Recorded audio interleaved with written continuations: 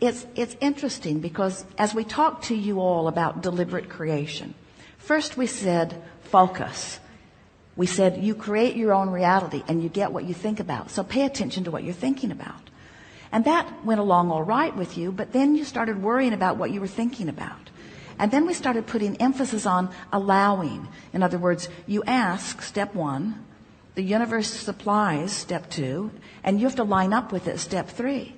And now we're even more specifically helping you to understand this process by letting you know, yes, you do create your own reality. And people will say, well, Abraham, we're not sure what you really think we should be doing. Should we be focusing? Should we be meditating? Should we be asking? Should we be allowing? And we say, you've done enough asking really to keep yourselves busy for 20 or 30 lifetimes. You've been mixing it up. You have a vortex full. You have a vortex full of all kinds of things that you want, and your inner being has already become the vibrational equivalent of all of those things.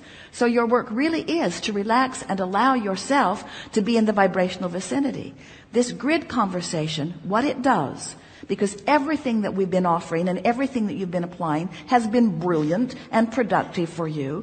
But now here we are in this place. We've come round again with more specifics to help you to understand that your point of power, your point of attraction, your point of power is right here and right now. It was one of two things that Seth said. Seth was speaking through Jane Roberts, and Jerry had been reading those books before that Jerry and Esther met us. And Seth said, you create your own reality. And that rang Jerry's bells so strongly. He loved the idea, but he just could not imagine how that could possibly be so, because there were so many people living what they did not want to live, who he could not understand. If they create their own reality, why are they doing that to themselves? And so we've spent all of these years saying that you get what you think about. You don't get what you want. You get what you think about. When you think about what you want, you get it. When you think about the absence of what you want, you get the absence of what you want. You get what you think about. You create your own reality through your focus, you see. And then Seth said, your point of power is in the present. That made Jerry crazy with excitement. He loved feeling the control of now, but what could that possibly mean? Does that mean I stand in my now and I just focus very deliberately? Focus, focus, focus, carry a notebook around. Your point of power is in the present. So we've spent years explaining to you that you were source energy, that you come partly into this body, that here in this leading edge body you explore and you ask, and then you come into alignment with what you're asking for. But now we're wanting you to understand that you have always been this source energy that is always focused forward with you. In other words, when we talk about the power of now, when we talk about your powerful now, we're not just talking about the personality that you know as you and what you're doing as you're focused in this moment. We're talking about all that you are that is focused in this moment. We're all focused in your powerful now. We're here with you while you're having this conversation. And if you are present in your now, which means releasing the resistance that keeps you from being fully aware and therefore allowing of all that we are, then the influence of that which is us, the knowledge of that which is us, the well-being of that which is us, the clarity of that which is us, is all now you as well. We are all in this together. Do you see how we all fit together?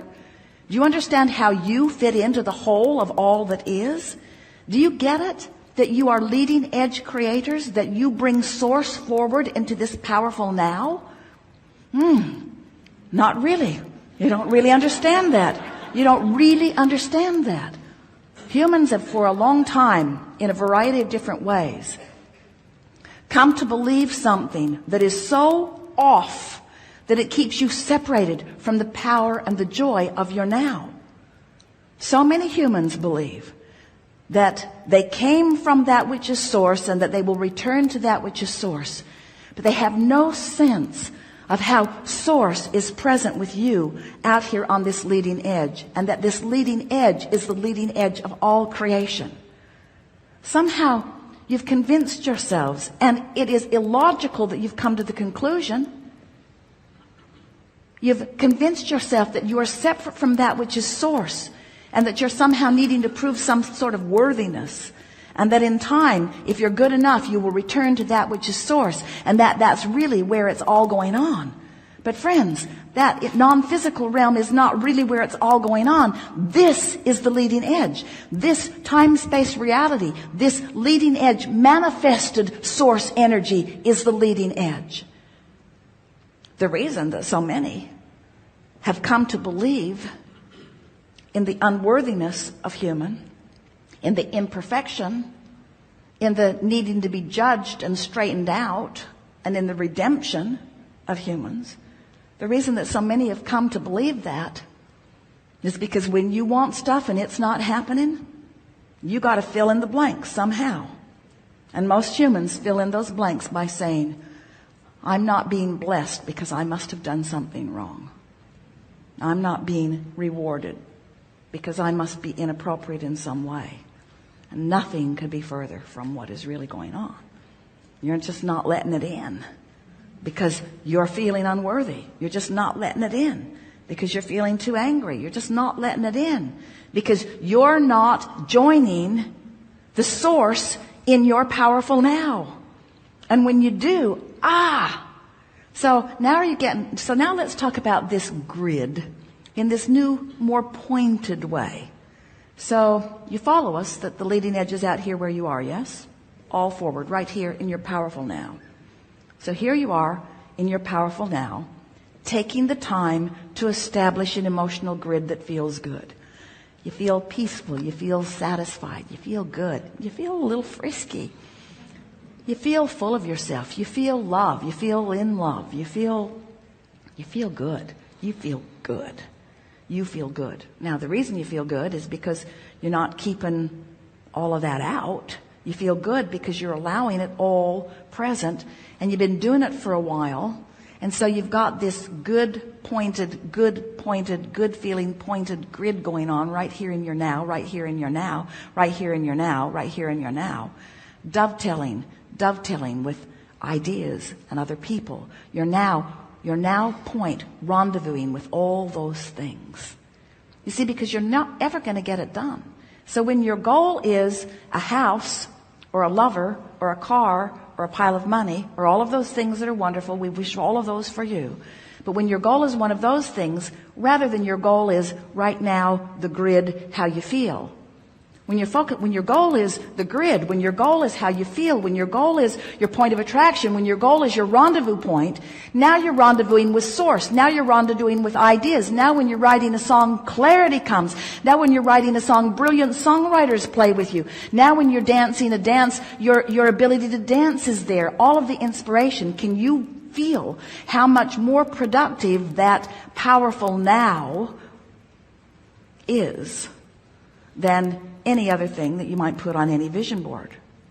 But the vision board all comes along with it. Talk about a ball in a hole. You